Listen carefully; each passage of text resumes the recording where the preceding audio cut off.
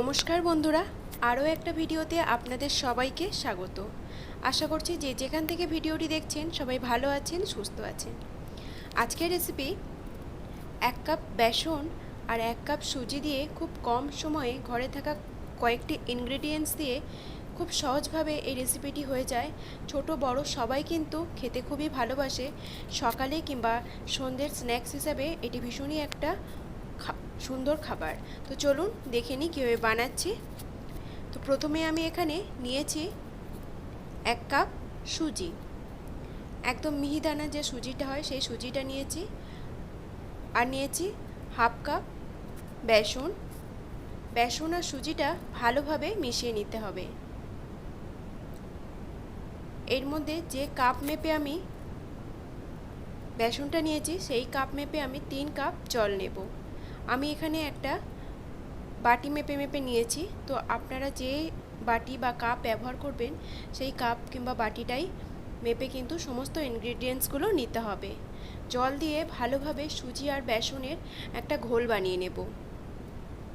তো দেখতেই পাচ্ছেন ঘোলটা কিন্তু আমার এখানে বানানো হয়ে গেছে। এখন কিছু মশলা অ্যাড করব। দিয়ে দিলাম ধনের গুঁড়ো 1 চামচ, হলুদ গুঁড়ো হাফ চামচ, লঙ্কার গুঁড়ো 1 চামচ। ঝালটা যে যেমন ভালোবাসে তেমনভাবেই কিন্তু দিতে হবে। দিয়ে দিলাম পরিমাণ মতো লবণ। আর দেব কিছু সবজি। দিয়ে দিয়েছি একটা মিহি করে কুচানো ক্যাপসিকাম, একটা ছোট সাইজের টমেটো,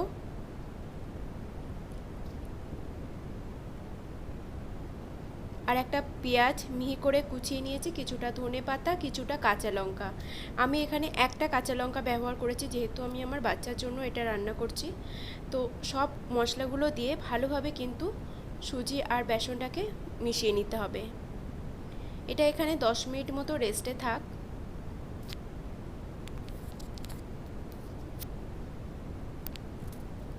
দশ মিনিট পর ফিরে এলাম। এখানে কড়াইতে দিয়ে দিলাম রান্নার তেল 1 চামচ, দিয়ে দিয়েছি গোটা জিরে।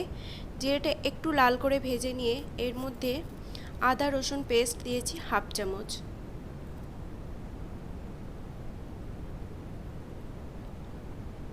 আর দেব একটা আলু, ভালোভাবে খোসা ছাড়িয়ে গ্রেট করে নিয়েছি। আলুটা গ্রেট করার পর 2-3 বার জল পাল্টে পাল্টে ধুয়ে নিতে হবে, না হলে আলুর মধ্যে একটা কালো ভাব থাকে, সেটাতে কি হয় মুখে পড়লে একদমই ভালো লাগে না। তো আমি 2-3 বার জল দিয়ে পাল্টে পাল্টে ধুয়ে নিয়েছি। সেই আলুটা দিয়ে দিয়েছি। আলুটা আদা রসুন ভালোভাবে 1 থেকে 2 মিনিট ভাজা ভাজা করে নেব মিডিয়াম আঁচে। এরপর যে বেসন আর সুজির ঘোলটা বানিয়েছিলাম সেটা দিয়ে দেব।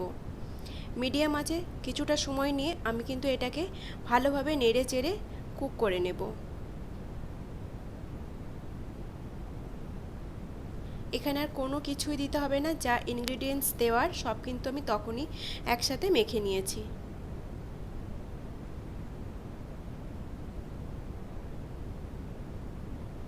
তো দেখতেই পাচ্ছেন কালারটা কতটা চেঞ্জ হয়ে যাচ্ছে, আর এটা একটা মাখো মাখো ভাব এসে গেছে। এটা কিন্তু আমার রেডি হয়ে গেছে। এখন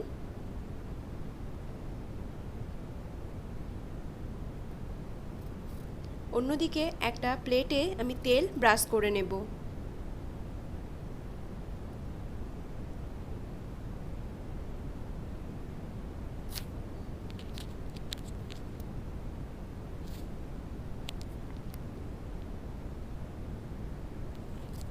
এবার এই প্লেটের মধ্যে যে ডোটা আমরা বানিয়েছি সেই ডোটা দিয়ে ভালোভাবে স্প্রেড করে দিতে হবে।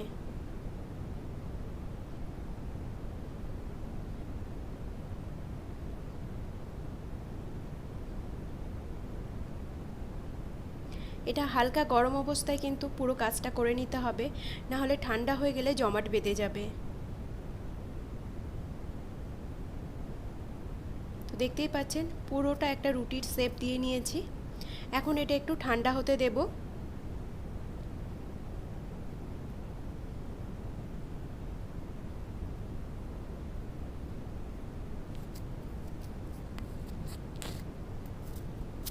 ঠান্ডা হয়ে গেলে পিস পিস করে কেটে নেব। আপনারা আপনাদের পছন্দ মতো শেপ বানিয়ে নিতে পারেন।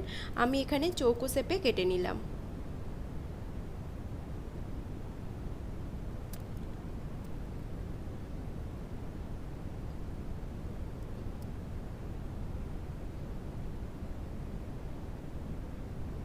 এখানে আমার পুরোটা কাটা হয়ে গেছে আর খুব সুন্দরভাবে কিন্তু একটা একটা পিস উঠে আসছে।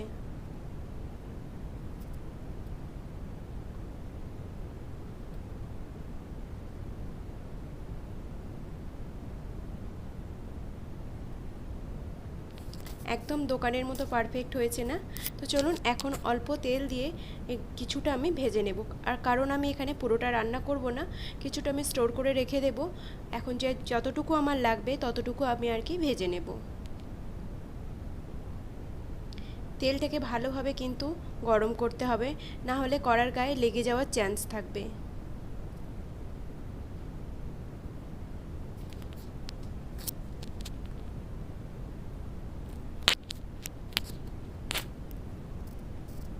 তো সবগুলো একে একে আমি দিয়ে দিয়েছি।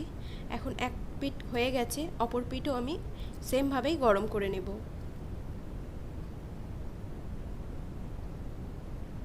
দেখতেই পেলেন কত সুন্দর একটা কালার এসেছে আর কত ইজিলি সবগুলো উঠে যাচ্ছে।